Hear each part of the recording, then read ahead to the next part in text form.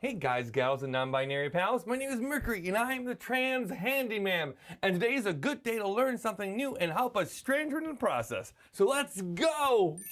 Before we get a little bit messy, I would like to say thank you to our sponsors, iFixit, for making this video possible. Now let's take the first question of the day. Hi Mercury, I'm Sean from Richmond, Virginia, and my pronouns are he, they. I have a question about my toilet seat. We have a simple bidet attachment sandwiched between the seat and the toilet, but I can't seem to get the seat to stabilize no matter how much I tighten the little plastic thingies on the bolts underneath. We love our bidet, but it's alarming when I go to sit and the seat shifts suddenly to one side, especially in the morning when I'm half awake. Is there a way to better stabilize the seat so I'm not feeling like I'm falling off the toilet all the time? Thank you for all of the wonderful work you do, and Mercury, you're my hero. Bye-bye. Oh, shucks. Well, thank you for that. I appreciate the question. So this feels like the most universal question I get on a normal basis about the toilet seat. I feel like all of us have experienced a toilet seat one time or another that likes to make us go on a ride. So I'm going to show you some tips and tricks that you can do from replacing the toilet seat itself and replacing the nuts. And we can go from there and see if we can solve the problem. So let's get a little bit messy and fix this problem. Here's our handy dandy little toilet. Today my team decided to decorate this toilet and make it look very handy dandy. But you will also see, if you come a little bit closer, that this toilet seat is a little oversized for this one. This would be an elongated toilet seat typically, but this one is a round one because we didn't have any other one lying around, so we're using what we got. But nonetheless, we can show you kind of how this back component works. So come over here and let's take a little bit more of a closer work on how this is usually done. This is your most basic type of thing that's put together. You got a nylon nut up below, right? If we take off the cover, nylon nut up below, and then underneath you have a plastic nut that you should be able to see. Can you see underneath there nice and good? That plastic nut down below is all that holds it all together. That is not much. Those nylon components will go and loosen up over time. Now, why is it nylon? Mercury, why is it nylon? If this stuff always causes a problem, why not just use metal? Well, this is a porcelain toilet. And if you do metal on porcelain and people rock around, you're gonna crack the internals of the porcelain. And that's way more expensive than buying a new toilet seat. So that's the whole hem and haw about that. But we got a bunch of tricks that should show you how we can take care of this. You can remove the nut itself by just holding your hand underneath and then just taking a screwdriver. But you can also get one of these handy dandy little things. This is actually like a little toilet seat extractor. If this makes your life a lot easier, if you got dirty toilet seats you're working with every day, I can just put the nut holder right underneath. Kind of see me hold on to that. That goes right up against the nut. And then I can just remove it gently. Just these two right here. This is all I removed. Not too shabby. Now we're going to do the same thing on this side. I'm going to turn my multi-screwdriver into a flathead. And I am going to go right in the side here, if you see it. I'm just going to pop open it from the side. Open it up. Change it out to my handy dandy Phillips. Go underneath with this one. It's going to go right up and hold that nut down below. And then up above is going to be the Phillips screwdriver. And I'm just going to loosen it up. I'm just holding it, not moving my hand down here. And up above, I'm just spitting it out. Now you can see both of those are removed. This toilet seat is no longer on. But there's some ways to fix that. This is called a toilet seat tightening kit. All of this we're going to use to make that a lot tighter. This is only about $8 to $9. We're going to place these two little black components right in the holes. Then we are going to place the washers right above.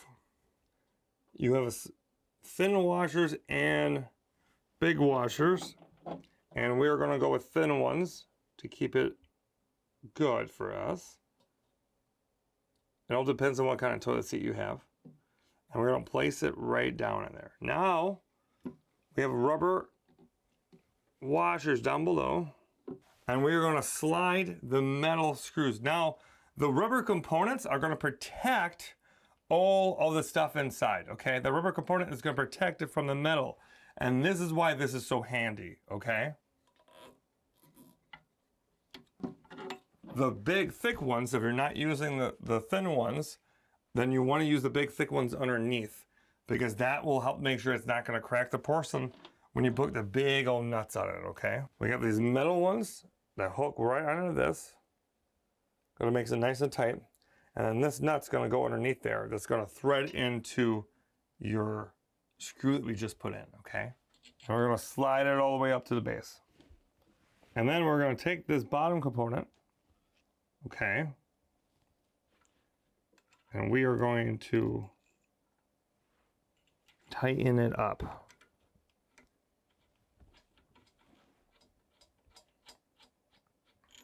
We're gonna hold on to it and then go to the top part and screw it into the top.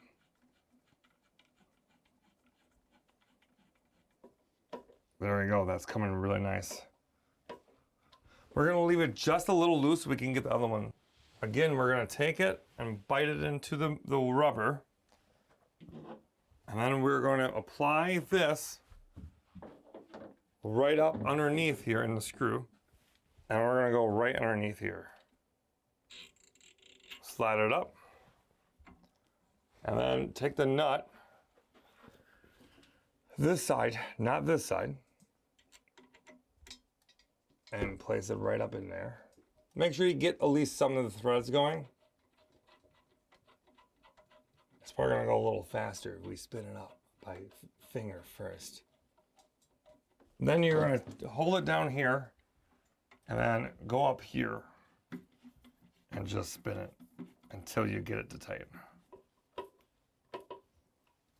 Now that it's all tightened down by hand, just by holding it underneath and just screwing it, we're gonna make it extra tight with the crescent wrench. And we're gonna make it extra tight. We're gonna do the same with the other side. There we go. Now this is very tight and it ain't going anywhere. That's an $8 fix. You don't need to change out your toilet seat or anything, and that can get the job done in most toilets. I really like this one a lot. And this you can get on Amazon and some hardware stores. We couldn't find them at all hardware stores. So keep an eye out for what you can see online. But these tightening kits that looks like the one that's on the screen right now are my absolute favorite. They're really handy. But I'm gonna show you something else real quick you may wanna have down the road. We're not gonna go ahead and do all the work by showing you how to put this on. But this one is really nice because it has the metal hooks right in here. Okay? And all you do is put rubber gaskets right here, rubber washers, and then that goes in there and the same basic premise happens. You put in metal screws and that is super handy. This is about 25, 30 bucks. But everything's metal on here, so it's not gonna break as easy, but it could still easily break out somewhere, right? So we just basically did the same thing for only $8 with whatever toilet seat you're already using. I think that's a handy dandy thing to have, okay? So look at us, we did a great first one. Let's go and get the next answer for the day. This video is for Mercury Stardust. First, I wanted to say thank you so much for all of your hard work. You have been an amazing help, and I have been going through all of your how-to videos to try and learn how to help take care of my parents' house when I go back home this summer to visit them. However, I was wondering if maybe you had any tips on how to safely remove mold. I'm looking at probably having to do some full drywall repair and having to completely remove the drywall and put in new stuff, probably some new insulation too. But I want to know how to do it safely so that my asthma doesn't come back because I am allergic to mold. And so that my parents can actually get better from being sick, because right now they have bronchitis that I think is probably from the mold in their house, and the doctors say it might be as well. So I want to help them feel better, and I would love it if maybe you had any tips. I hope that you see this, and if you do, Thank you so much yet again. You are an amazing light to this community, and I really appreciate everything that you've put out there. Good news, I saw it. Thank you for asking this question. I will say right out of the gate that often this answer is not what people want to hear. Mold is something that spreads very quickly, but can take a long time to remove and be quite expensive. So as long as you know that going in, this is going to be fine. But if you think there's going to be a quick fix or a magical go away solution, that just isn't the case. So as long as you're okay for a long haul, it's going to be good. That being said, when you're doing mold removal, you want to make sure you go farther than you think you can, okay? Oh, because you don't see spots or mold and mildew does not mean the wall isn't damp or the wall hasn't been damp or there hasn't been water damage. You want to go open the wall up and really go a little bit farther than you think you should, okay? Inspect all of the lumber itself and really take a good long look at everything. Now, that all being said, we're going to take most of the time for the next couple of minutes here and talk about how to remove mold from the surface and try to take care of that problem, and then how to prevent mold. So let's get a little bit dirty and let's spray some stuff on a wall. Let's go. We're back in my little bathroom hidey hole right now. And I'm going to show you kind of what to do with the preventative methods. And then we're going to talk about a whole bunch of things we could do when we're trying to get rid of it, okay? But the first things first, this is what we call a dehumidifier. These are expensive little bad boys. This is $180 one we got here, but you can rent these sometimes at grocery stores, hardware stores, sometimes convenience stores. You just reach out and Google in your local area. You might find some of these that are pretty affordable for renting it for a few days. But what this essentially does, it rips the moisture out of the area that you're trying to get in. I recommend this if you just had a flood, if you had any water damage, or if you had a long-term mold that's growing and you can't get rid of it. This can help kind of relieve some of the problem. It ain't gonna solve it completely, right? But taking out the moisture in the air and sucking it right out of the wall is gonna give you a better shot at trying to get rid of it. You're starving the mold out is essentially what you're doing. But this is how it functions. Right here, we're just gonna plug it into the wall mount, and you can hook up a hose directly to the drain. And you can run that hose to a drain down in your bathroom, down in your like basement, or into a bathroom sink. You can try to do it that way, or you can let it drain right into this, which is gonna collect all the water, and you can take it out and dump it every so often, maybe 3 to 5 hours or so. And then the most important part is read the manual. Every single one of these is going to have different needs and different things that you want to be aware of. So before you use it, make sure you use that manual, okay? Now, let's talk about, you have the problem, okay? And the problem is not going away. The first thing I'm going to tell you is if you think that bleach is the solution, I'm going to tell you some hard truths. Bleach does not kill mold. Bleach gives the impression of killing mold. So if we're dealing with mold in a bathroom or somewhere in your bedroom or basically anywhere in the whole home, the worst thing we can do is try to do bleach because it's out of sight, out of mind, but it's still growing behind the wall. So we're going to use products that are like this, Moldex Mold Killer. That's bleach-free formula, okay?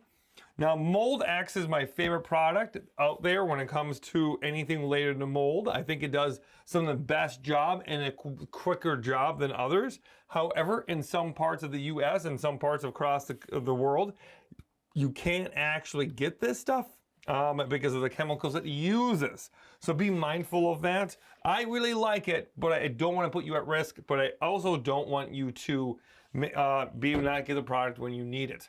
Always wear PPE when you are using this stuff. That means we're using safety glasses, we're using gloves on our hands, and we're also making sure that we are nice, reasonably a distance. Now, here's another product I love. Mold Armor is just an overall great brand when we're talking about mold. The Rapid Clean Remediation is one of my favorite products they have because it says, again, kills and prevents it. Anything that specifically says kill is way better off when we're talking about mold. Mold itself Often, these products are about cleaning the surface, taking off a little bit of that layer. You gotta get behind the drywall. You gotta get it sinking in there and killing it at the source, okay? So, what you are gonna do with either one of these products is that you are gonna put on your PPE and you're gonna stand a little bit farther away and you're gonna spray the wall. You're gonna get it nice and down. You're just gonna get it all soaked up, okay? And then you're gonna let that sit for about 15 minutes. Once you let that sit for 15 minutes, then you can do the next step. Now what we have here is vinegar, dish soap, and some water. We don't need much of any of this. So you're gonna take just a little bit of vinegar. I'm not using a precise amount. So we got vinegar, and we're just gonna squirt in some dish soap. And then we're gonna dilute the rest with water.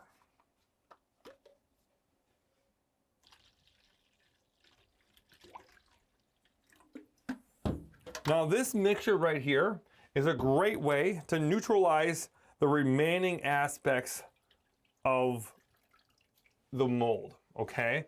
You're gonna wipe off everything that was sprayed, all the foam that is now on the wall, you're gonna wipe it off with this nice rag, okay? And then dap it dry with a paper towel or some type of other towel. Once you do that, it's gonna look great. It's gonna smell great. It isn't gonna be done, okay? This is not about a fast solution. This is about long-term remediation. Remediation? Long-term solutions. Words! What we're gonna do is we're gonna do this 2 times a week for at least 3 weeks. Now, even if you don't see it, even if it doesn't show up and the wall looks great, I want you to do it anyways, okay? Because that is gonna help. And do it farther down. Do the whole wall if you can. Because even if you can't see it, it doesn't mean it's not there, okay? So there you go. That's one solution for mold. And if you're taking out all the mold like you are in your home that you asked me earlier before, then you're going to want to make sure that you go farther than you originally thought, okay? Take out all the drywall in that area that you can. Really, once you take out all that drywall, even if you don't see anything, use a dehumidifier to really get the 2x4 and everything else, to get that moisture right out. Do that for 2 to 3 days. And then you'll be good to put everything back up and good to go. And consult with a professional if it makes you feel safer, okay? Don't take my word for it. All right, there you go. We kind of got it in the right direction. But remember, all because this is what I'm saying doesn't mean it's the best solution for you. And it also doesn't mean it's gonna solve it completely. It's all about just doing the best you can, okay? Yeah. Some problems are gonna have a solution that actually work long-term. Other problems are going to have solutions that don't always work for everybody, and that's okay. If you ever encounter a solution to a problem that doesn't actually pan out, that's okay. When it comes to mold, it's unpredictable. We don't always know the answer. When it comes to toilet seats, we got a pretty concrete answer. But again, you don't know what you don't know, so don't beat yourself up before you do the job, okay? Just hang tight, and it's going to be okay. And remember, you're worth the time it takes to learn a new skill. Bye-bye.